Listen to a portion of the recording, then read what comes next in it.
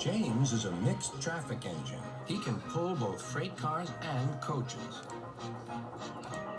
He's proud of his smart red paint, and so is his driver. Everyone says you brighten up their day, James. One morning, James whistled loudly at the other engines. Look at me. I am the smartest, most useful engine on the line.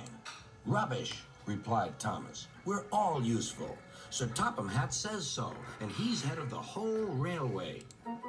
You know what, James? Added Percy. What? Replied James. You're getting all puffed up. James huffed away. Later, he was still boasting. I'm the pride of the line. I saw you pulling freight cars, snorted Gordon. You're only a goods engine. I pull coaches, too. Not as much as I do.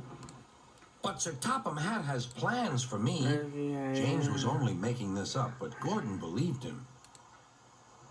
What plans? Wait and see. Oh dear, he thought. Now what'll I do? Thomas was shunting shining new coaches. Good morning, James. Are those coaches for me? Asked James hopefully.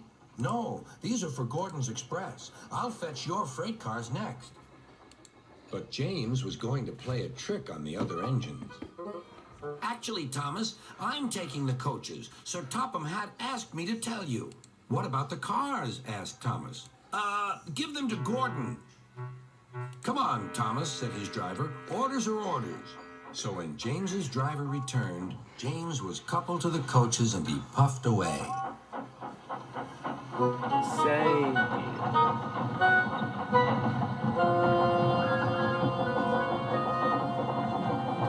Thomas returned with the freight cars, and a few minutes later, Gordon arrived. Where's the express?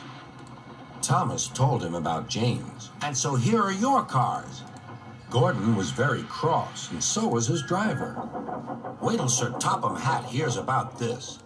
Meanwhile, James was enjoying himself enormously. What a clever plan! What a clever plan! He chuffed. Then he saw Sir Topham Hatt. Some jokes are funny, but not this one, James. You have caused confusion. Yes, sir, said James. You will now stay in your shed until you are wanted. The other engines teased James. I wonder who'll be pulling the express today, said Gordon. I expect it'll be you, replied Henry. James is stuck in the shed for being silly. James felt sad.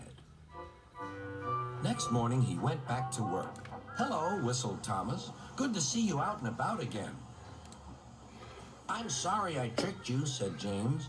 Are these my cars? Yes, replied Thomas kindly. They are pleased to have you back. James set off to the harbor with his train of freight cars. He bustled about all day, pushing and pulling them into place.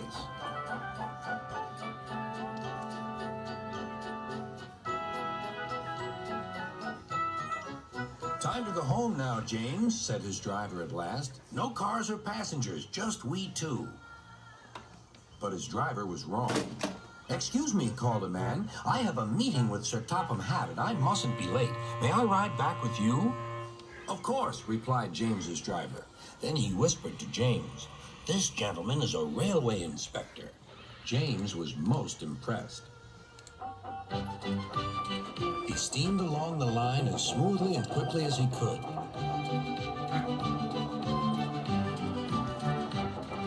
Sir Topham Hatt was waiting on the platform, and the railway inspector greeted him warmly. This clever engine gave me a splendid ride. You must be proud of him.